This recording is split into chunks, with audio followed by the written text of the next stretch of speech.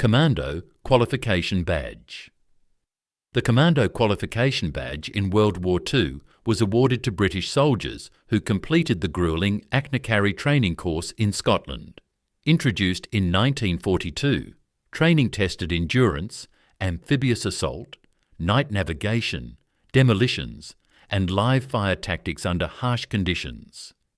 Graduates earned the Fairbairn-Sykes dagger insignia, symbolising silent precision and elite skill.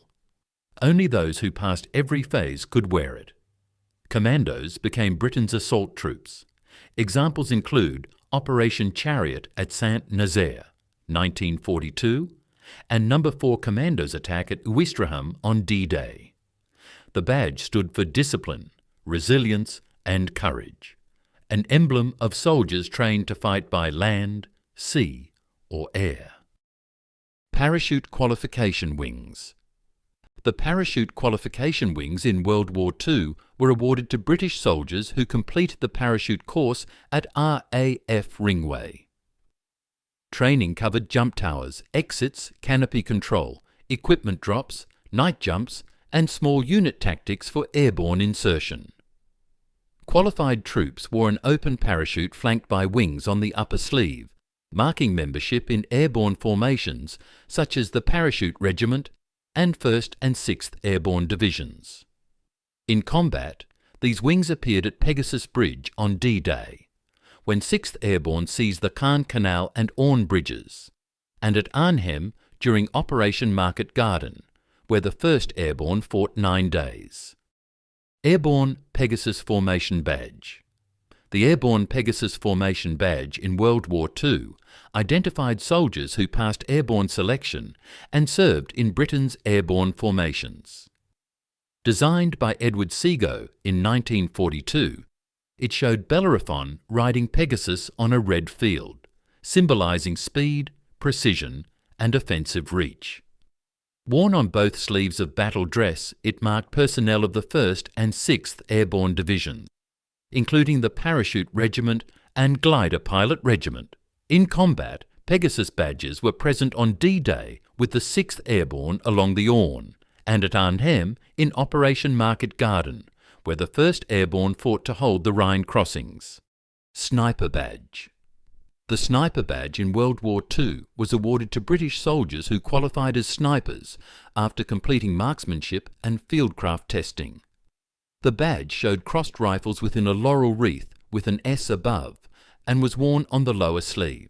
Training covered precision shooting, range estimation, camouflage, stalking, observation, target indication, and counter-sniper drills. Snipers operated in 2-man teams with the No. 4 T rifle fitted with the No. 32 scope, supported by a spotter with binoculars.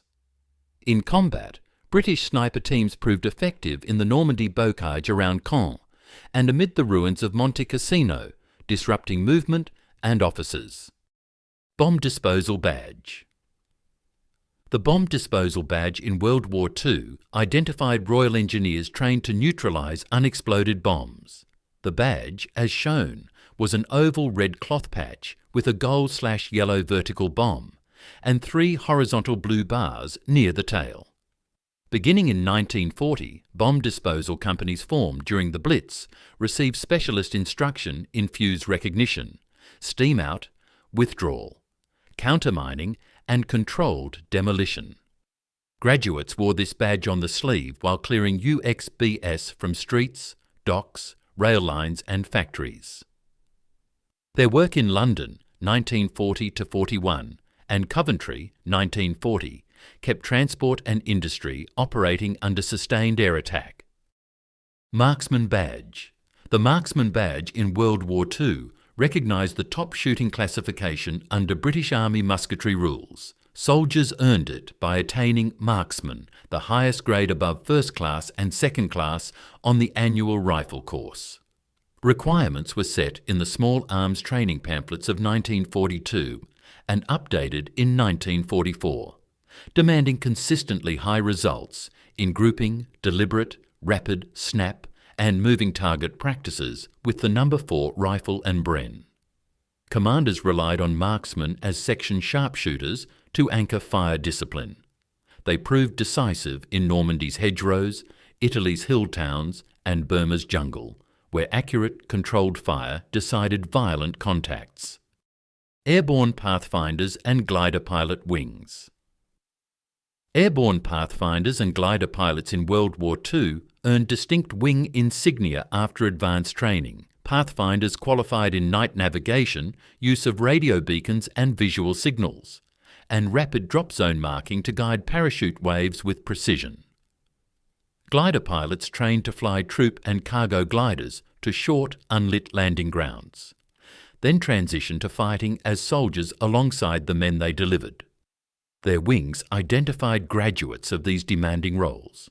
In combat, 6th Airborne Pathfinders marked D-Day zones near the Orne, while glider pilots delivered coup de main forces to Pegasus Bridge and later carried formations into Arnhem. Assault Pioneer Badge. The Assault Pioneer Badge in World War II identified infantry soldiers qualified in battlefield engineering within rifle battalions.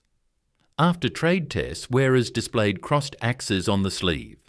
Training covered Bangalore torpedoes, wire cutting, mine awareness, sandbagging, obstacle demolition, hasty bridging, field fortification, and route clearance under fire.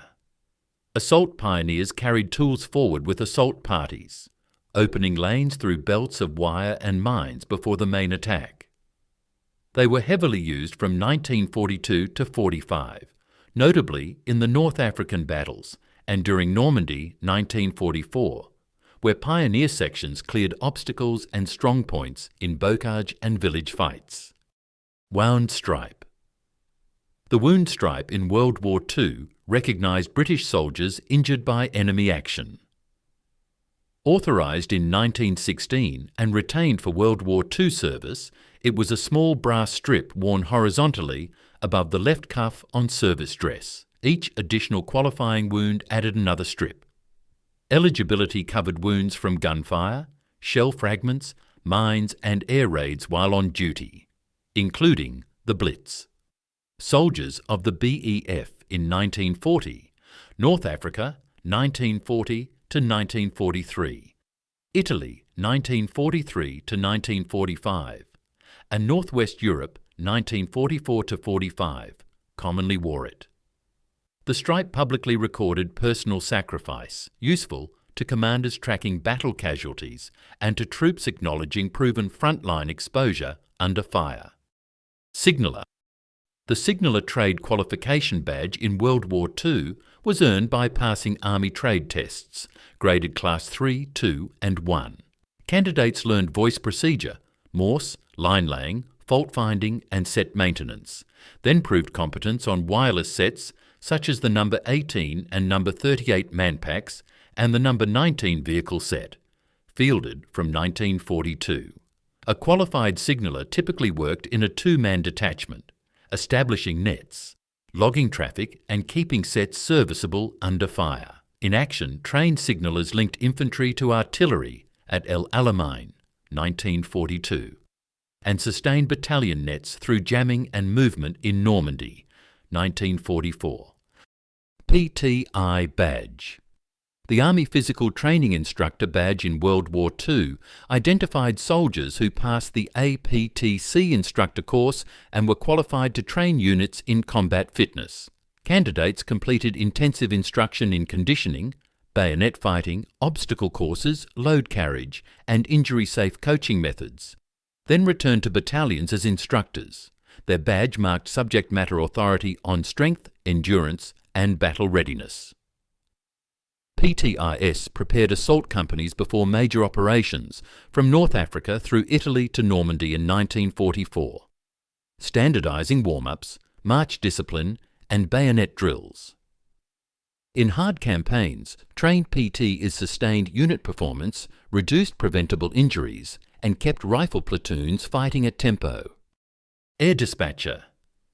The Air Despatcher qualification in World War II recognised Royal Army Service Corps soldiers trained to rig, dispatch and, when required, drop with air-supplied loads to frontline forces. Training covered load calculation, lashings, parachute container preparation, marking procedures, and in-flight dispatch drills from transport aircraft. Qualified air dispatchers supported airborne and deep field operations, notably Market Garden, Arnhem, 1944.